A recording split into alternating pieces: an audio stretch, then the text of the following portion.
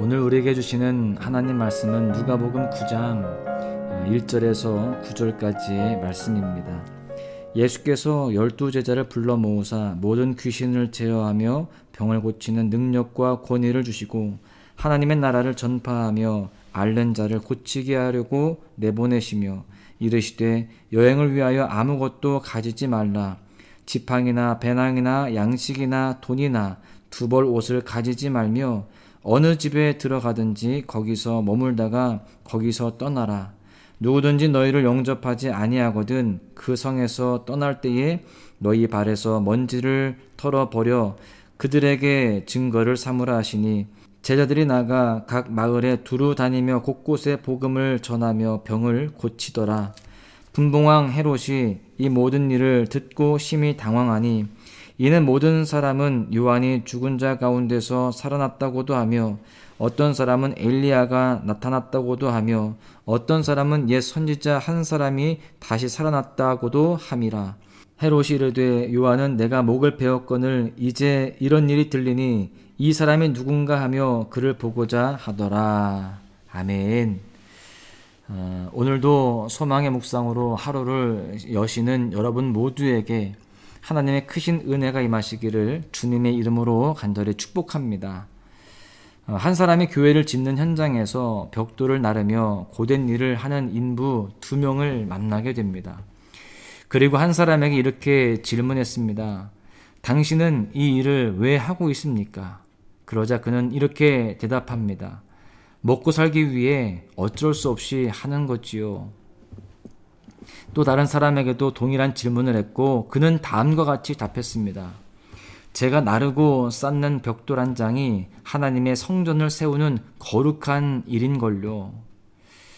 두 사람은 동일한 노동을 하고 있지만 노동의 목표는 확연히 달랐습니다. 동일한 일이지만 받은 사명은 달랐습니다. 사명을 따라 일하는 자는 행복합니다. 아무리 작고 힘든 일이라 할지라도 그 일에는 의미가 있기 때문입니다. 반면 사명 없이 일하는 자에게는 모든 것이 고통이고 의미 없는 시간일 것입니다. 교회의 사역과 봉사도 마찬가지입니다. 사명이 있는 자와 사명이 없이 일하는 자는 확연히 다른 차이점을 보이게 됩니다. 사명이 있는 자는 그 일이 큰 일이든 작은 일이든 교회를 세우고 하나님의 뜻을 이루는 거룩한 이름을 알고 기쁨으로 헌신합니다.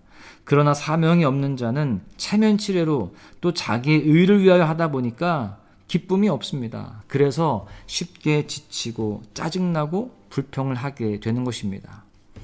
오늘 본문에서 예수님은 제자의 사명에 대해서 말씀하고 계십니다. 오늘 말씀을 통해 제자는 어떻게 사명을 감당해야 하는지를 깨닫고 우리 모두가 진정한 제자로서 더 귀히 쓰임받고 그에 합당한 은혜와 복을 누릴 수 있기를 주님의 이름으로 간절히 축원합니다. 첫 번째는 제자는 사명을 기억하며 하나님만 의지해야 한다는 것입니다. 예수님께서는 12제자를 모으시고 그들을 선교지로 파송할 준비를 하십니다. 이제 그들이 예수님께 배운 대로 각 지역으로 가서 복음을 증거하는 일을 감당하는 것입니다. 이때 주님은 2가지 임무를 주세요. 첫째로 하나님 나라를 전파하는 것이었습니다. 제자의 주된 사명은 하나님 나라의 복음을 전하는 일입니다.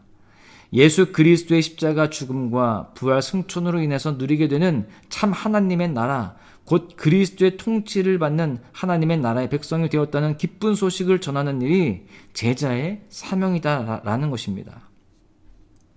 또한 이것을 위해서 주님은 2번째로 병고침의 은사도 허락해 주십니다. 복음에는 능력이 나타납니다. 누가복음 4장에 예수님께서 이사야서의 말씀을 인용하심과 같이 포로된 자에게 자유를, 눈먼 자에게 보게 함을, 눌린 자에게 자유롭게 하는 주님의 은혜가 전파되는 것입니다. 그런데 이때 중요한 것이 있습니다. 바로 물질은 준비하지 않는다는 것입니다. 본문 3절과 4절을 보십시오. 이르시되 여행을 위하여 아무것도 가지지 말라. 지팡이나 배낭이나 양식이나 돈이나 두 벌 옷을 가지지 말며 어느 집에 들어가든지 거기서 머물다가 거기서 떠나라.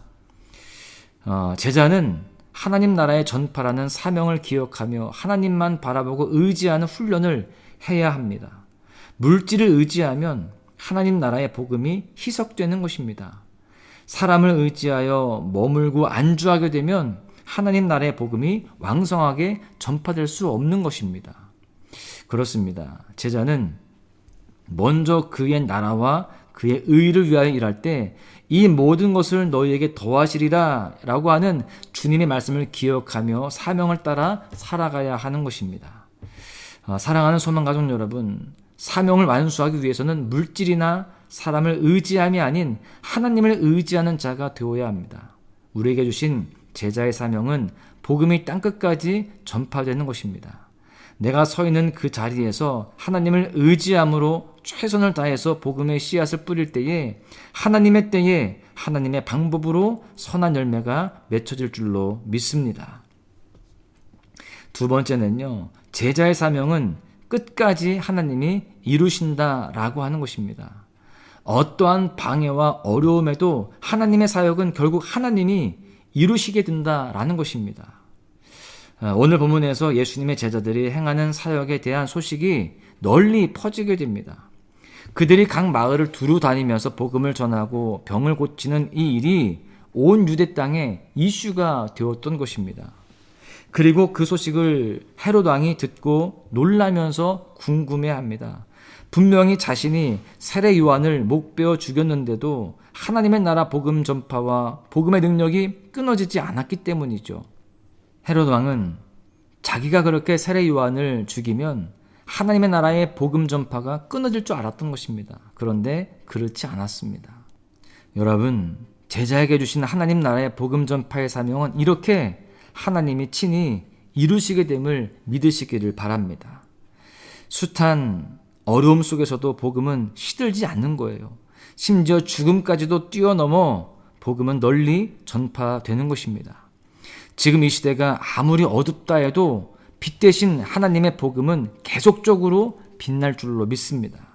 사도 바울은 자신의 사명을 이루시는 복음의 능력에 대해서 다음과 같이 말합니다. 로마서 8장 35절을 보십시오. 누가 우리를 그리스도의 사랑에서 끊으리요? 환난이나 곤고나 박해나 기근이나 적신이나 위험이나 칼이랴. 그 무엇도 복음을 가로막는 것이 없음을 믿었던 것입니다. 제자의 사명은 하나님만 바라보며 그분이 이루실 일에 그저 도구로 쓰임받는 것입니다. 하나님의 일이 하나님을 통해서 이루어짐을 믿고 우리는 끝까지 제자의 사명을 감당하는 모습들이 되어야 할 줄로 믿습니다. 결론의 말씀을 드립니다. 사랑하는 소망가족 여러분, 우리는 날마다 주어진 사명을 기억하며 살아가야 합니다. 그리스도의 제자된 자의 사명은 하나님 나라를 전파하는 삶입니다. 그러한 삶 속에 하나님의 능력이 나타나는 것이죠. 병고침의 은혜와 기적들, 또 삶의 문제가 해결되어지고 축복으로 전환되는 기적들이 나타난다는 것입니다. 그렇습니다. 하나님께서는 사명 감당하며 살아가는 자를 통해 놀라운 일을 행하시고 기적을 베푸심을 믿으시기를 바랍니다. 또한 제자의 사명은 끝까지 하나님이 이루어 가신다라고 하는 것입니다. 예수님께서 우리에게 주신 지상 명령의 말씀을 우리는 다시 한번 기억해야 됩니다. 마태복음 28장 19절과 20절을 보십시오. 그러므로 너희는 가서 모든 민족을 제자로 삼아 아버지와 아들과 성령의 이름으로 세례를 베풀고 내가 너희에게 분부한 모든 것을 가르쳐 지키게 하라. 볼지어다 내가 세상 끝날까지 너희와 항상 함께 있으리라 하시니라. 우리 모두가 이 말씀을 기억하고 세상 끝날까지 함께 하실 주님만을 바라보며 따르는 제자의 사명을 잘 감당해야 할 줄로 믿습니다.